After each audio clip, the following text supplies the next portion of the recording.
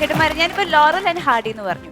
ലോകം അറിയപ്പെടുന്ന comedy combo ആണ്. അവർക്കിടയിൽ ഒരു വലിയ കോംബോ കെമിസ്ട്രി ഉണ്ടെന്ന് പറയാം. എനിക്ക് തോന്നിയിട്ടുള്ളത് നിങ്ങളും അവരെ പോലെ തന്നെയാണ്. ലോകം ഇഷ്ടപ്പെടുന്ന മലയാളികൾ ഒരുപാട് നെഞ്ചോട് ചേർത്തിട്ടുള്ള ഒരു കോമഡി കോംബോ ആണ്. നിങ്ങളുടെ ഫ്രണ്ട്ഷിപ്പിനെ കുറിച്ച് അല്ലെങ്കിൽ ഇതുപോലെ ആരെങ്കിലും പറഞ്ഞിട്ടുണ്ടോ നിങ്ങളെ പറ്റി?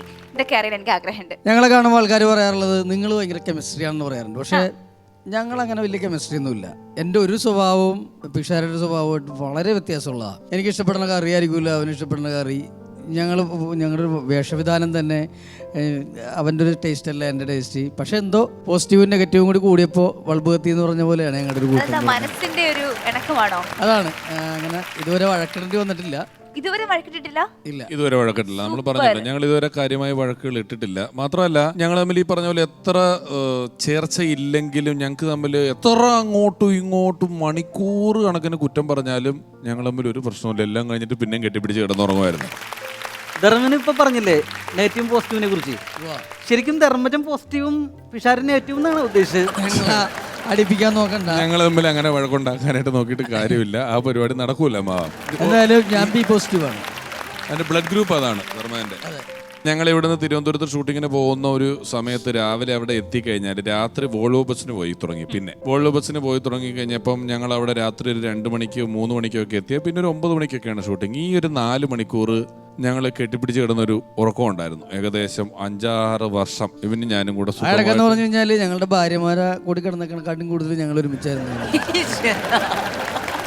ഒരു കാര്യം ചെയ്യട്ടെ, നിങ്ങൾ രണ്ടുപേർക്കും പരസ്പരം ഏറ്റവും ഇഷ്ടമുള്ളൊരു കാര്യം, ഇഷ്ടമില്ലാത്തൊരു കാര്യം? ധർമ്മജനെ എനിക്ക് ഏറ്റവും ഇഷ്ടമുള്ളൊരു കാര്യം എന്ന് പറഞ്ഞാൽ ധർമ്മജൻ ഒന്നും അങ്ങനെ ഉള്ളിൽ സൂക്ഷിച്ച് പെരുമാറുന്ന ഒരാളല്ല. തോന്നുന്നത് അപ്പം തന്നെ പറയും, അപ്പം തന്നെ ചെയ്യും എന്നുള്ളതാണ് ധർമ്മജന്റെ ഒരു പ്രധാനപ്പെട്ട കാര്യം. പിന്നെ വളരെ സിൻസിയറാണ്. ധർമ്മനെ കണ്ടാൽ ചിലപ്പോൾ നമുക്ക് കുഴപ്പക്കാരനാണെന്നൊക്കെ ചിലർക്കൊക്കെ തോന്നും, അങ്ങനെ പറഞ്ഞവരുണ്ട്. പക്ഷേ ഇന്നർ പേഴ്സണലായിട്ട് വളരെ മര്യാദയുള്ള, വളരെ സിൻസിയർ ആയിട്ടുള്ള. അതിന് ഏറ്റവും അഗടോദാഹരണം എന്താണെന്ന് വെച്ച് കഴിഞ്ഞാൽ, ഞാനില്ലാത്ത സമയത്ത് ധർമ്മജനോട് ആരെങ്കിലും എന്നെ പറ്റി കുറ്റം പറഞ്ഞാൽ ധർമ്മനെ സമ്മതിക്കില്ല. തിരിച്ചും ചില ആൾക്കാർ അങ്ങനെ പറയുമല്ലോ, വന്നിട്ട് കുറ്റം പറഞ്ഞു കഴിഞ്ഞാൽ നമ്മൾ അത് ഇതുവരെ എത്ര വലിയ ആൾ പറഞ്ഞാലും ഞങ്ങൾ അങ്ങോട്ടും ഇങ്ങോട്ടും അതിനെ ഓട്ടോമാറ്റിക്കലി ബോധപൂർവ്വം ചെയ്യുന്നതല്ലാതെ സമ്മതിക്കാറില്ല. ധർമ്മനെ പറ്റി എന്നോട് വന്ന് പറഞ്ഞാൽ ഞാനും എതിർക്കാറുണ്ട്, എന്നെ പറ്റി അവനോട് പറഞ്ഞാൽ അവനും എതിർക്കാറുണ്ട്. അങ്ങനെ ഒരു സിൻസിയർ ആയിട്ടുള്ള മനുഷ്യനാണ് ധർമ്മജൻ. എനിക്ക് പിഷുവിൻ്റെ കയ്യിൽ തോന്നിയിട്ടുള്ളത് ഭയങ്കര കൃത്യനിഷ്ഠയാണ്, ഭയങ്കര ഓർമ്മശക്തിയാണ്. ഒരു സ്ഥലത്ത് 10 മണിക്ക് എത്താമെന്ന് പറഞ്ഞാൽ അത് കൃത്യമായിട്ട് എത്തിയിരിക്കും.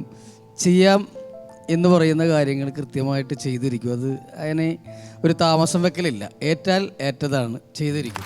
അതാണ് എൻ്റെ ഒരു ഇഷ്ടപ്പെട്ടൊരു സ്വഭാവം എന്ന് പറഞ്ഞാൽ അതാണ്. പിന്നെ പക്ഷേ എനിക്ക് അത്രയ്ക്ക് വലിയ ഓർമ്മശക്തി ഇല്ലാത്ത ആളാണ്.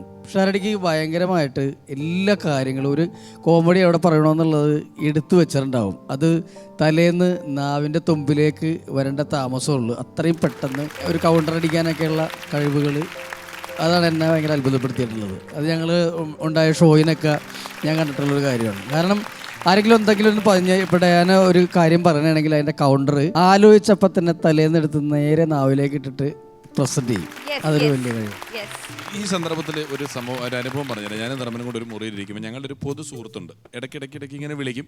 വെറുതെ ഒക്കെ വിളിച്ച് സംസാരിക്കുന്ന ഞങ്ങൾക്ക് 2 പേർക്കും വ്യക്തമായിട്ട് അറിയാവുന്ന ഒരാളാണ്. ഒരു ദിവസം ഞാനും ധർമ്മനും ഒന്നിച്ചിരിക്കുമ്പോൾ ഇദ്ദേഹം വിളിച്ചു. അപ്പോൾ സ്പീക്കർ ഇട്ടേക്കാണ്. ഞാൻ സ്പീക്കർ ഇട്ട് വിളിച്ചിട്ട് പുള്ളിക്കാരൻ എന്നോട് ചോദിച്ചു, എവിടെ ഉണ്ട് എന്ന് ചോദിച്ചു. ഞാൻ പറഞ്ഞു ഞാൻ റൂമിലിരിക്കുകയാണ്. ധർമ്മജൻ ചേട്ടൻ എവിടെ ഉണ്ട്? അവനെ പറ്റി എന്നോട് മിണ്ടരുത്, വെറുതെ പറഞ്ഞു. ഉണ്ട് പുള്ളി, നേട്ടാ അല്ല ഞാൻ പറഞ്ഞു, അവനെ ഞാൻ ഇത്രയും നാൾ ഞങ്ങൾ ഒന്നിച്ച് കിടന്നിട്ട് ഇങ്ങനെയൊക്കെ ചെയ്തിട്ട് അവൻ്റെ ഒരു വർത്താനം ഉണ്ടായിരുന്നു, അവനൊരു വലിയ വർത്താനം, അവനെ എന്നെ വളർത്തിയെന്നൊക്കെ അവിടെ ഇവിടെയൊക്കെ പറഞ്ഞ് നടക്കുന്നു എന്ന് ഞാൻ അറിഞ്ഞു. എനിക്കത് തീരെ പിടിച്ചില്ല, ഞങ്ങൾ അതിൻ്റെ പേരിൽ ഒരു രക്ഷയില്ല എന്നൊക്കെ പറഞ്ഞു. ഉടനെ പുള്ളി അപ്പുറന്ന് അതെന്ത് വർത്താനാണ് പുള്ളി പറഞ്ഞത്? രമേശ് ചേട്ടനല്ലേ പുള്ളീനെ ആദ്യം കൊണ്ടുവന്നതും ഒന്നിച്ചൊരു പരിപാടി ചെയ്തുകൊണ്ട് പുള്ളി അങ്ങനെ വന്ന വഴി നമ്മൾ മറക്കാൻ പാടില്ല എന്നൊക്കെ എന്നോട് കുറേ പറഞ്ഞു. ഫോൺ കട്ട് ചെയ്തു. ഉടനെ തന്നെ എനിക്ക് ഫോൺ വരുന്നു. ഉടനെ ചേട്ടാ എവിടെ ഉണ്ട് എന്ന് ചോദിക്കുന്നു. അപ്പോൾ ഞാൻ പറഞ്ഞു ഞാനിവിടെ വേറെ സ്ഥലത്ത് നിൽക്കണേണ്. പിഷാരടി എവിടെ ഉണ്ട്? പിഷാരനെ പറ്റി എന്നോട് ചോദിക്കാനൊന്നും വേണ്ട, അവൻ്റെ കാര്യം എന്നോട് പറയാൻ വേണ്ട. അവനിപ്പോൾ ഇത്തിരി ജാടയും കാര്യങ്ങളൊക്കെ തുടങ്ങിയിട്ടുണ്ട്. ഞാനായിട്ട് ഇപ്പോൾ അധികം വലിയ സംസാരമൊന്നുമില്ല, വിളിയും പറച്ചിലൊന്നുമില്ല. അതെന്താ പറയുക, നിങ്ങൾ ഭയങ്കര കൂട്ടായിരുന്നില്ല, പിന്നെ എന്താ ഇങ്ങനെ വഴക്കിടാൻ? ചേട്ടനില്ലായിരുന്നെങ്കിൽ അവനൊന്നും ആവൂല്ലല്ലോ. അതെ, ചേട്ടനില്ലായിരുന്നെങ്കിൽ പിഷാരടി അങ്ങനെ ഉണ്ടാകാൻ വഴിയില്ലല്ലോ. പിന്നെന്താ, ഒരു ചേട്ടനല്ല അതിൻ്റെ ഒരു വലിയ ഘടകമെന്ന് പറയണത്. അപ്പോൾ പിന്നെ നിങ്ങളെന്തിനാ ഇങ്ങനെ വഴക്കിടണം? ആ പുള്ളി അങ്ങനെ കാണിക്കുന്നത് ശരിയല്ലല്ലോ.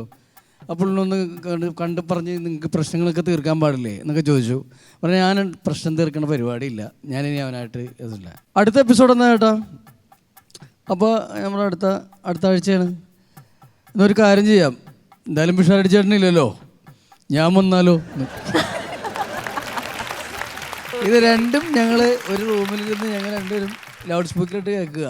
നമ്മൾ ഈ ഒരു കോണ്ടസ്റ്റ് പറയണം, അതായത് ഒരു ഉദാഹരണത്തിന് രാജീവ് ഗാന്ധിയെ വധിച്ച ആൾക്ക് രാജീവ് ഗാന്ധിയുമായിട്ട് ഒരു വ്യക്തിപരമായ വിദ്വേഷമല്ല, മറ്റു പല കാരണങ്ങളാണ്. അപ്പം നമ്മൾക്കൊരു ബലമുള്ള ആൾക്ക് നിങ്ങളെ ശാരീരികമായി കീഴ്പ്പെടുത്താം എന്ന് പറയുന്നത് പോലെ തന്നെ നിങ്ങളെ മാനസികമായിട്ട് നിങ്ങളെക്കാൾ ബലമുള്ള ആൾക്കും ഇല്ലാത്ത ആൾക്കും സ്വാധീനിക്കാൻ പറ്റും.